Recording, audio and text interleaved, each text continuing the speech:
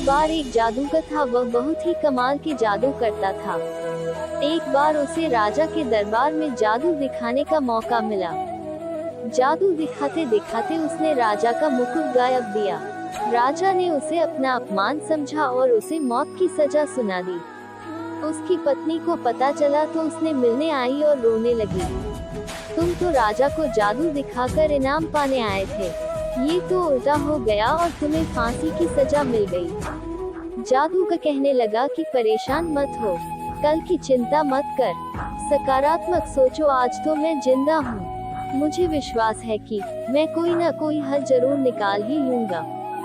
फांसी वाले दिन राजा ने जादूगर से पूछा कि तुम्हारी कोई आखिरी इच्छा है तो बताओ। जादूगर ने कहा कि आखिर इच्छा तो है, लेकिन वो अब पूरी नहीं हो सकती, क्योंकि पूरा करने में 1 साल लगेगा। राजा ने कहा कि बताओ तुम्हारी इच्छा क्या है। जादूगर ने कहा कि महाराज, मैं एक ऐसे जादूगर पर काम कर रहा था जो कि 1 साल बाद पूरा होने वाला था। राजा ने पूछा कि बताओ ऐसा क्या जादू था। जादूगर बोला कि 1 साल में मैं घोड़े को उड़ना सिखाने वाला था। जादूगर जानता था कि राजा को अपने घोड़े से बहुत प्यार है। राजा सोचने लगा कि जादूगर तो एक कमाल का है, वो तो इसने मेरा मुकुट गायब कर दिया, इसलिए मैंने इसे फांसी की सजा दी। अगर 1 साल बाद इसने मेरे घोड़े को भी उड़ना सिखा दिया तो मेरी आसपास के राज्यों में धाक जम जाएगी। इसलिए राजा ने 1 साल के लिए उसकी सजा माफ कर दी।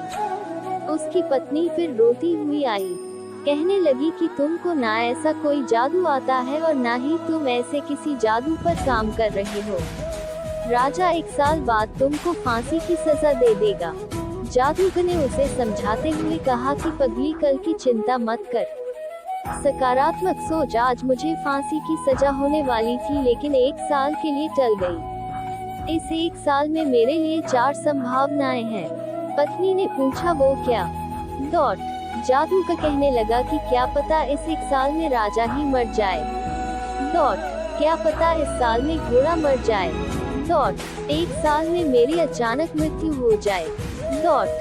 सबसे बड़ी संभावना, क्या पता 1 साल में मैं राजा के घोड़े को उड़ाना सिखा दूं।